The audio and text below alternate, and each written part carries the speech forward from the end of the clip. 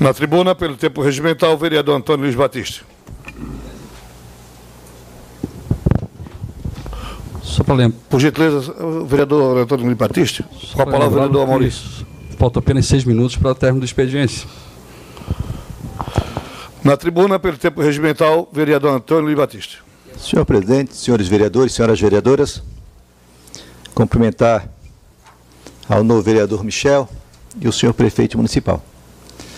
Nós vivemos em plena democracia, nós vivemos num momento em que internamente todos os partidos discutem quais os seus futuros, qual o destino que eles pretendem apresentar como alternativa para a sociedade, para a próxima gestão.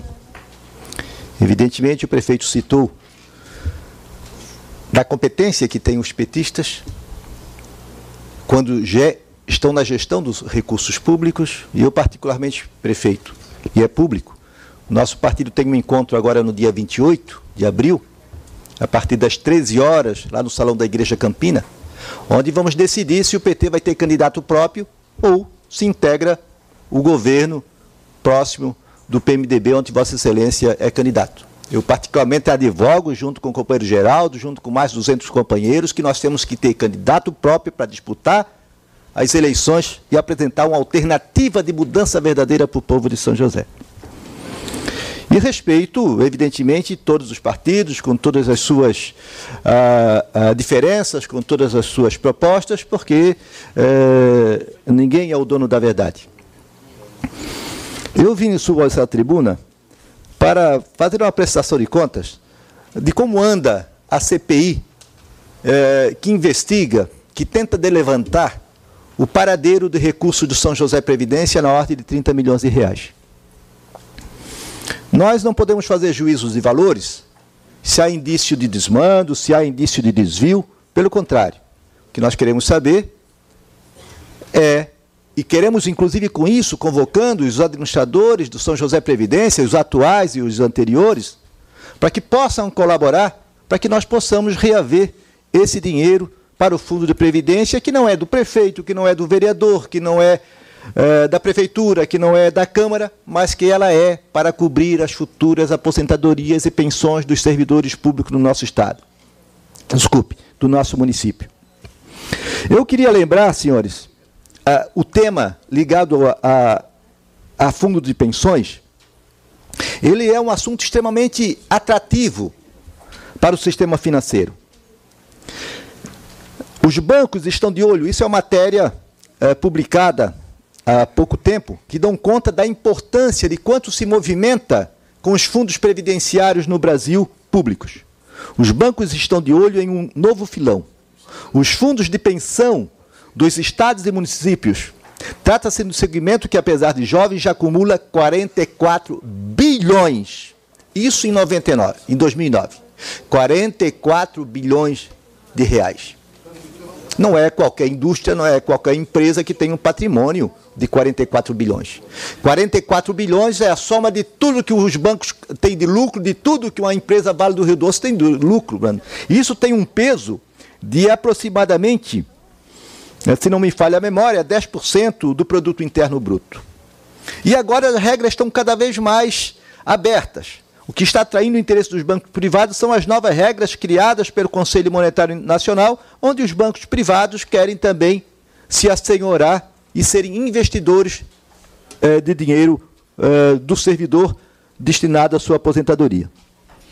Portanto, é uma área extremamente sensível, extremamente disputada e extremamente perversa, sob o ponto de vista de que, da noite para o dia, milhões e milhões de um fundo previdenciário possa simplesmente desaparecer.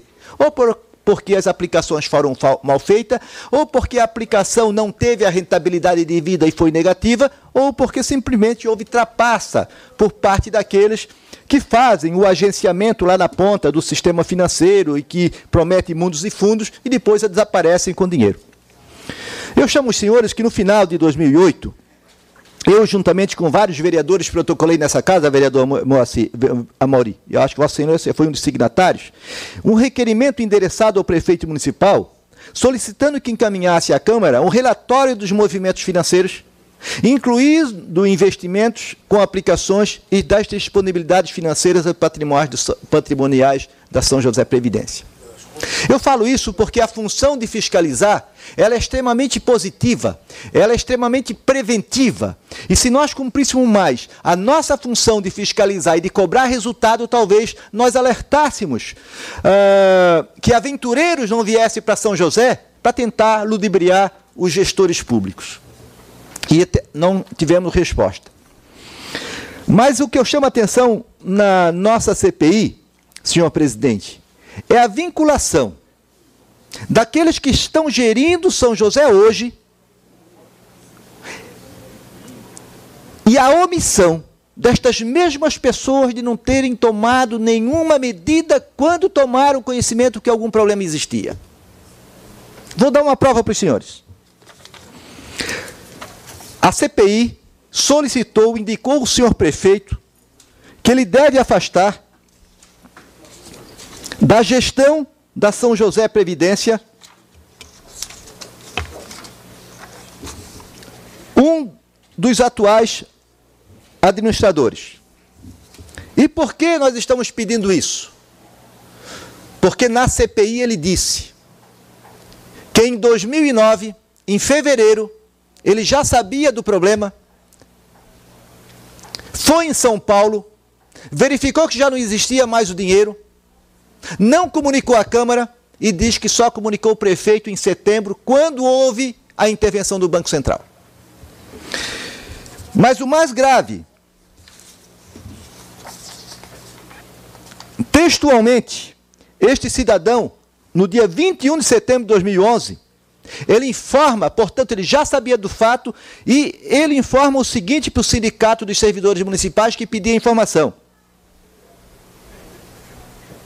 Para o seu conhecimento, diz o diretor da São José Previdência, Silvio, para o seu conhecimento do sindicato, a gestora do regime próprio de Previdência Social dos Servidores Públicos de São José foi recentemente auditada pelo Ministério da Previdência e Assistência Social, sendo que os auditores não apontaram qualquer irregularidade que possa corroborar com a sua manifestação.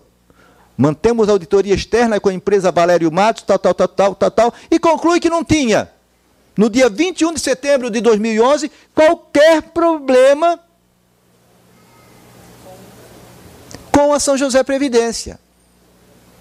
E veio na sessão da Câmara, na CPI, disse que já em 2011, certo, vereador? Esteve atrás, lá na Atrium, onde era a empresa que fazia a parte relativa à guarda das ações. E mais, diz esse senhor também que não existia contrato, e que o contrato entre a São José Previdência e a Atrium não existia. E se existia, estava em São Paulo. Como é que eu faço um contrato de transação de 30 milhões de reais, seja com banco, seja com instituição privada? Eu quero a garantia. E diz que não tinha. E veio um segundo gestor, disse que existe. Este senhor continua a ser o diretor-geral que está respondendo os pedidos de informação da CPI. Senhores, situação idêntica aconteceu no Brasil. Sabemos disso. E vou ler o caso de uma aqui. O Instituto de Previdência Municipal de Monte Carlos, ele perdeu 5 milhões e 400 mil. Do mesmo jeito. Só que os gestores do município de Monte Carlo, já lá em 2009, quando souberam, após a posse,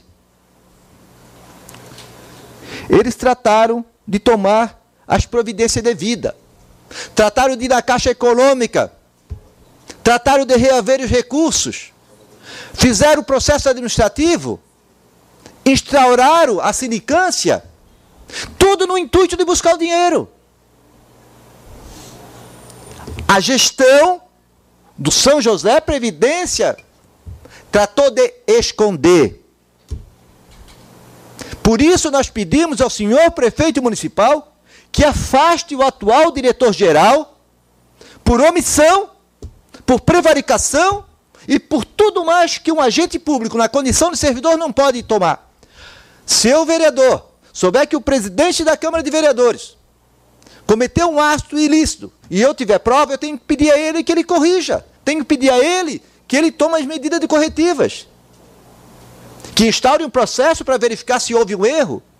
Porque sempre que você busca apurar, você busca corrigir. Sempre que você toma providência, você procura o menor prejuízo e até evitar o prejuízo. Mas o mais grave ainda, senhor presidente, é que... Me inscrevo nas explicações pessoais só para concluir esse fato, senhor presidente. Dado o adiantado da hora, não havendo mais tempo para vereadores